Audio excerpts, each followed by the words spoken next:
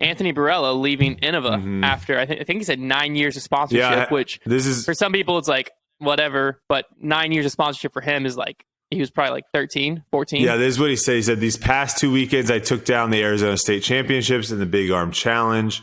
He talks about his rating, about how he shot 1058, 1057, winning by 14, winning by 10. So he's playing really well right now. And then followed that up with these wins were bittersweet because they were my two tournaments they were my last two tournaments as a sponsored Innova player. These past 9 years have been a dream come true for me, and I want to thank Innova for believing in my skills and always supporting myself and my family out on the road. Although it's upsetting to leave Innova, I'm excited for what the future holds, and I know I made the best decision for myself. So a few things. Yeah, what you said exactly, 9 years, that's basically since that was before he was even a known player, right? Like he got kind of known when he got mixed in with Paul as a junior, right? Like that was kind of, he was kind of like Paul. He was always known as like the mini Paul. So he's always thrown Innova. Everyone has known him as an Innova player. So this is obviously a way bigger move than someone that has bounced around throughout their career. From the posts that I'm getting, I want to thank Innova for believing in my skills and always supporting myself and my family out on the road. Although it's upsetting to leave Innova. So what that sounds like, trying to read into this more, is it sounds like he wanted to stay with Innova, clearly because he's probably just used to the discs and comfortable with those because those are really the only discs he's been playing with in tournaments. But it sounds like he was probably offered something bigger and Innova was not willing to. That would be my guess. That's the vibe I was getting. Sound because he also said like the last line was like he made the decision that's best for his family or his future, something like that, right? I know I made the best for myself. Let's remember, he's still like 20 years old. So if he doesn't, if he would have said like this is the best for my family, we'd be like, all right, dude, chill. You don't have really. You have a girlfriend. Yeah. So, but yeah, so to me, I agree. To me, that sounds like if Innova would have matched whatever deal he got elsewhere, he probably would have stayed. But obviously there's no way to really know. I've seen a lot of speculation where he's going. One of the speculations I've seen is Lone Star because they have teased that they're announcing someone big in January. I don't think that's it. I don't really see him going there. I've heard speculation of Discraft. The only hesitancy I have towards that is I remember years ago when Paul left Innova to go to Discraft and like Hammes did the same around that time. Obviously, AB's kind of in that friend group. And I remember him not wanting to leave because he was so much in Paul's shadow. That's how a lot of people viewed him at the time. He's broken out of that now. But back then, like, everyone viewed him as mini Paul McBeth because he was always with Paul. His form looked very similar to Paul, and he just didn't want to. I don't think that's a. That's not a thing anymore. No, it's not. So I could definitely see Discraft being a possibility now, whereas it might have not been before. He also Arizona ties, Yuli Team Discraft captain. He does have ties with Hammes, does have ties with Paul. He's good friends with all of them. I could definitely see Discraft. I could also see the final one I've heard is Infinite because of Drew Gibson ties with that. So I don't know. I think that one of those three makes sense. I think Lone Star's the least likely. I think Discraft's the most likely, but I have no idea. It'll be definitely interesting to see where he ends up. Yeah, and I don't really get too much knowledge on these things as far. I mean, I had a long conversation yesterday, but I don't try to get too much of like insider knowledge because then it's like I like to be able to come on this podcast and just say my opinions and thoughts.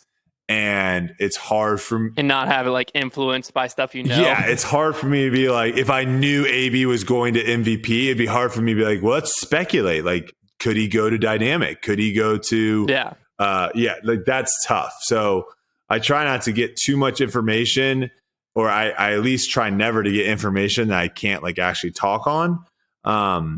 But I could see all three of those spots you said. Like I didn't even think about Lone Star, but you are right. Like they have been constantly hinting at wait for bigger news, wait for bigger news. I can't imagine them paying that much money for Nico. I would assume Nico right now is at a crazy discounted rate at like actually how much he would have been had he not been suspended and all those things. I feel like he is walking on eggshells a little bit. So he probably didn't have too many people interested in signing him. So they probably got him at a really good discount. So they could have the money to throw around. And AB is an interesting one because to me, he's very much close to the level of like a Gannon Burr in the sense of young, super talented, high ceiling, but just hasn't had as much early success as Gannon. But if you sign him for a 3-year deal somewhere, to think that he could win a major, he could win some big tournaments and stuff, like that's not a crazy thing to think about. So I don't know what value, like what someone would be willing to do. So like a Lone Star, would they be willing to take a big shot on someone like that? Maybe. But if someone did ask what you think his best landing spot is for AB. So like thinking about on the AB side, what would be his like ideal spot? I feel like he would be better suited on a team that didn't have as many established players already. So someone like a Lone Star where he would become, it would be basically him, Nico, and Chandler Kramer, right? Like that would be the team, essentially, the big names on that team. I could see like an MVP. It'd be like him, James Conrad, Sarah Hokum. 3 people there. I mean,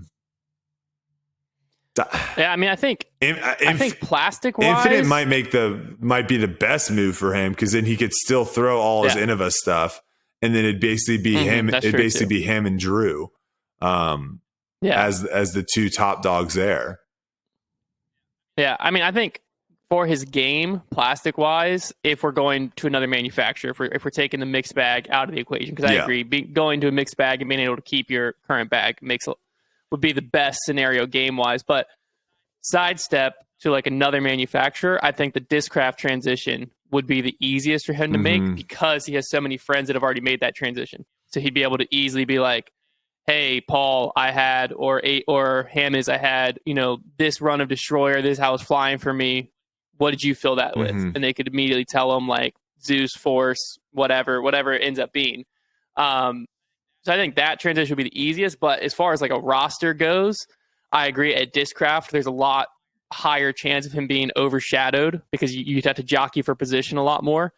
Versus, I mean, honestly, just straight lineup wise, Prodigy wouldn't be a bad fit because he would just slide right into that young core where like I feel like a lot of the young core is getting hyped together. Obviously the front runner's Gannon. But he would get thrown right in with Isaac, Alden, Gannon. I don't think he fits the vibe of that group. He would exactly. It's like it would get the hype. He would almost kind of be like the ugly duckling amongst the swans, right? Like his age for sure kind of fits in with that young vibe, but like him as like his personality and stuff, like I wouldn't foresee him all of a sudden just being in Alden's vlogs and like being a part of that crew. So like that could be a kind of weird of where it's like that. And that's something that Prodigy has to probably think about a little bit is like they do have that close knit crew.